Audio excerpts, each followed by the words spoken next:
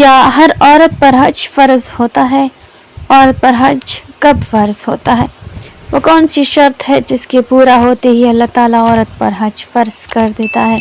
بسم اللہ الرحمن الرحیم۔ محترم ناظرین، آج کی ویڈیو ہر مسلمان بہن کے لیے بہت اہم ہے، کیونکہ آج ہم ایک ایسے مسئلے پر بات کرنے جا رہے ہیں جس کے بارے میں ہزاروں خواتین کے ذہنوں میں سوالات موجود ہیں۔ بہت سی عورتیں پوچھتی ہیں کہ عورت پر حج کب فرض ہوتا ہے؟ کیا صرف مال ہونے سے حج فرض ہو جاتا ہے؟ اگر عورت کے پاس سونا ہو تو کیا اس پر حج فرض ہوگا؟ اگر شوہر اجازت نہ دے تو کیا حکم ہے؟ اگر عورت کے پاس محرم نہ ہو تو کیا وہ حج پر جا سکتی ہے؟ اگر عورت بیمار ہو تو کیا پھر بھی حج فرض ہوگا؟ اور اگر کوئی عورت حج کی طاقت رکھنے کے باوجود حج نہ کرے تو اس کے بارے میں اسلام کیا کہتا ہے؟ آج ہم ان تمام باتوں کو تفصیل کے ساتھ سمجھیں گے تاکہ ہر مسلمان بہن کو صحیح مسئلہ معلوم ہو سکے اور وہ زندگی کا یہ اہم فیصلہ علم کے ساتھ کر سکے۔ محترم ناظرین، حج اسلام کا 5واں رکن ہے۔ نماز، روزہ، زکوٰۃ اور کلمے کی طرح حج بھی ایک عظیم عبادت ہے۔ دنیا بھر کے مسلمان بیت اللہ کی زیارت کے لیے جاتے ہیں۔ لاکھوں انسان سفید لباس میں اللہ کے سامنے کھڑے ہوتے ہیں۔ کوئی بادشاہ ہوتا ہے، کوئی غریب ہوتا ہے، کوئی امیر ہوتا ہے، لیکن اللہ کے گھر میں سب برابر ہو جاتے ہیں۔ حج انسان کو اللہ کے قریب کرتا ہے۔ حج گناہوں کو مٹا دیتا ہے۔ حج انسان کی زندگی بدل دیتا ہے۔ لیکن یاد رکھیں، حج ہر عورت پر فرض نہیں ہوتا، بلکہ اس کے لیے کچھ شرائط ہیں۔ جب وہ شرائط پوری ہو جائیں تو پھر حج فرض ہو جاتا ہے۔ اللہ تعالیٰ قرآن مجید میں ارشاد فرماتے ہیں کہ اللہ کے لیے لوگوں پر بیت اللہ کا حج فرض ہے جو وہاں تک پہنچنے کی استطاعت رکھتا ہو۔ اس آیت مبارکہ میں ایک بہت اہم لفظ ہے اور وہ ہے استطاعت، یعنی طاقت اور قدرت۔ اب سوال یہ پیدا ہوتا ہے کہ عورت کی استطاعت کیا ہے؟ عورت پر حج کب فرض ہوتا ہے؟ تو یاد رکھیں، سب سے پہلی شرط مسلمان ہونا ہے۔ اگر کوئی عورت مسلمان نہیں تو اس پر حج فرض نہیں۔ دوسری شرط عقل کا صحیح ہونا ہے۔ اگر کوئی عورت پاگل ہو یا عقل درست نہ ہو تو اس پر حج فرض نہیں۔ تیسری شرط بالغ ہونا ہے۔ اگر بچی نابالغ ہے تو اس پر حج فرض نہیں۔ چوتھی شرط آزادی ہے اور پانچویں سب سے اہم شرط استطاعت ہے۔ استطاعت کا مطلب صرف اتنا نہیں کہ عورت کے پاس کچھ پیسے ہوں، بلکہ اس کا مطلب یہ ہے کہ عورت کے پاس اتنا مال ہو کہ وہ آرام سے حج کر سکے، آنے جانے کا خرچ موجود ہو، رہائش اور کھانے پینے کا انتظام ہو اور واپسی تک گھر والوں کے اخراجات بھی محفوظ ہوں۔ اگر عورت کے پاس اتنا مال موجود ہے تو پھر اس پر حج فرض ہو سکتا ہے۔ بہت سی خواتین یہ سمجھتی ہیں کہ اگر ان کے پاس چند تولے سونا ہو تو فوراً حج فرض ہو جاتا ہے، حالانکہ اس مسئلے میں تفصیل موجود ہے۔ اگر عورت کے پاس ضرورت سے زائد اتنا سونا یا مال موجود ہے جس سے حج کے اخراجات پورے ہو سکتے ہیں تو حج فرض ہو سکتا ہے، لیکن اگر وہ زیور اس کی بنیادی ضرورت میں شامل ہو اور اس کے علاوہ مالی طاقت نہ ہو تو حکم مختلف ہو سکتا ہے۔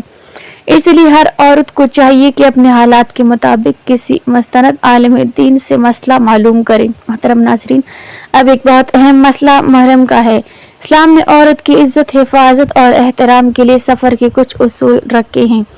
نبی کریم صلی اللہ علیہ وسلم نے فرمایا کہ عورت محرم کے بغیر سفر نہ کرے۔ اسی لیے فقہاء نے لکھا ہے کہ عورت کے ساتھ شوہر یا محرم مرد ہونا ضروری ہے۔ محرم سے مراد وہ مرد ہے جس سے ہمیشہ کے لیے نکاح حرام ہو، جیسے والد، بھائی، بیٹا، چچا یا شوہر۔ اگر عورت کے پاس مال تو موجود ہو لیکن محرم نہ ہو تو علماء نے اس مسئلے میں تفصیل بیان کی ہے۔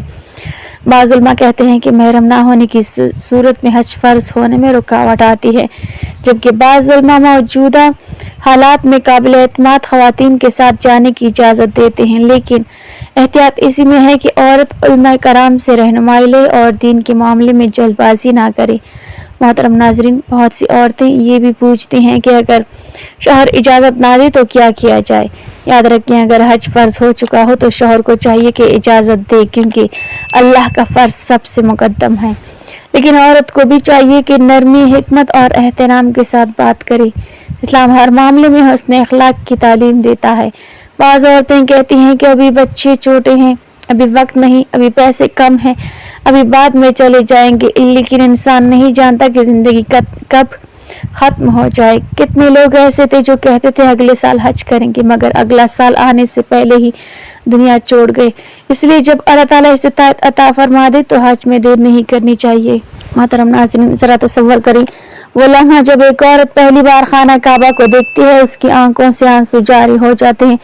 وہ اپنے رب سے دعائیں مانگتی ہے، عرفات کے میدان میں کھڑی ہو کر گناہوں کی معافی مانگتی ہے، مزدلفہ میں رات گزارتی ہے، مینا میں اللہ کی رضا کے لیے قربانی دیتی ہے۔ یہ صرف ایک سفر نہیں بلکہ روح کی پاکیزگی کا سفر ہے۔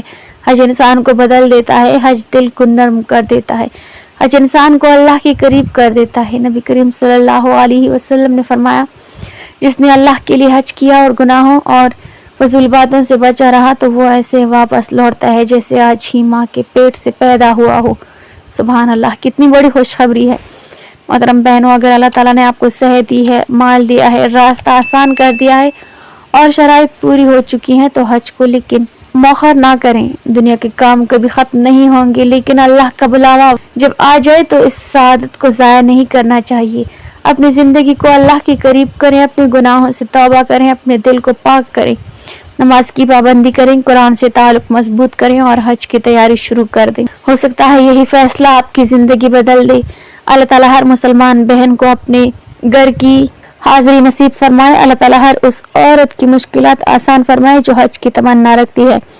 اللہ تعالیٰ ہم سب کو بار بار بیت اللہ کی زیارت نصیب فرمائے۔ اگر آپ کو یہ ویڈیو پسند آئی ہو تو اسے زیادہ سے زیادہ شیئر کریں تاکہ ہر مسلمان بہن تک یہ اہم مسئلہ پہنچ سکے۔